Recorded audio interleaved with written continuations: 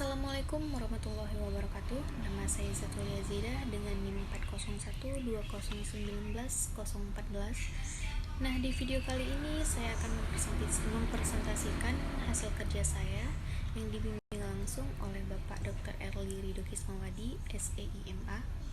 Di sini saya akan membandingkan variabel indeks pembangunan manusia atau IPM dan proyeksi penduduk di Kabupaten Aceh Tamiang dan Kabupaten Gayo Luas. Baiklah teman-teman, dari grafik tersebut dapat kita lihat bahwa variabel indeks pembangunan manusia atau IPM pada tahun 2010 dan 2014. Nah, persentase indeks pembangunan manusia di Kabupaten Aceh Tamiang mengalami peningkatan sebesar 66,00% pada tahun 2014.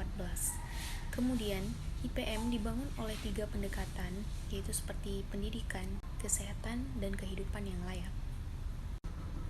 Nah, dari ketiga pendekatan ini tentunya sangatlah penting untuk menentukan tingkat kemampuan suatu daerah agar mengalami peningkatan IPM tersebut. Nah, apabila pendekatan dapat ditingkatkan, maka nilai IPM tinggi menandakan keberhasilan pembangunan ekonomi di daerah atau di kabupaten tersebut. Bagaimana dampak dan solusinya? Nah, dampaknya apabila IPM di suatu daerah tersebut mengalami peningkatan, dengan ketiga hal tersebut, yaitu seperti pendidikan, kesehatan, dan kehidupan yang layak tadi, maka meningkatlah IPM tersebut. Dapat juga dipengaruhi oleh pertumbuhan ekonomi, ketersediaan waktu kerja, dan kebijakan pemerintah. Nah, solusinya bagaimana? Solusinya, apabila IPM di suatu kabupaten ingin mengalami peningkatan yang lebih tinggi, maka sebaiknya pemerintah harus memperhatikan ketiga unsur dari IPM tersebut. Walaupun sumber daya alam yang ada di kabupaten tersebut sangatlah besar. Kemudian, analisis yang kedua yaitu proyeksi penduduk di Kabupaten Aceh Tamiang dan Kabupaten Gayo Luas.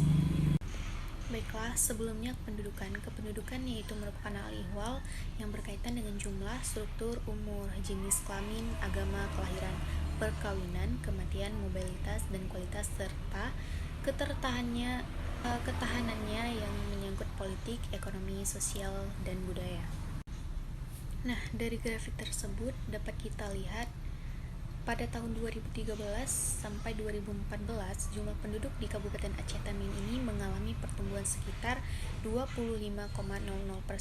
Kemudian di tahun 2012-nya mengalami pertumbuhan juga sebesar 23,00%. Nah, sedangkan di Kabupaten Gayo Luas kependudukannya lebih sedikit persentasenya dibandingkan dengan kabupaten di Aceh Tamiang.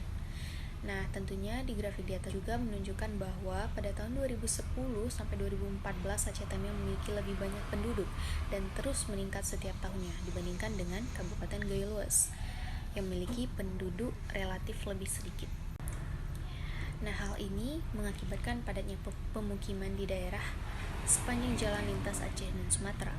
Cara menanggulanginya yaitu dengan program transmigrasi, menekan pertumbuhan penduduk dengan program keluarga berencana. Baiklah, sekian dari presentasi saya. Mohon maaf atas segala kekurangan. Saya akhiri dengan wabillahi taufik wal hidayah. Assalamualaikum warahmatullahi wabarakatuh.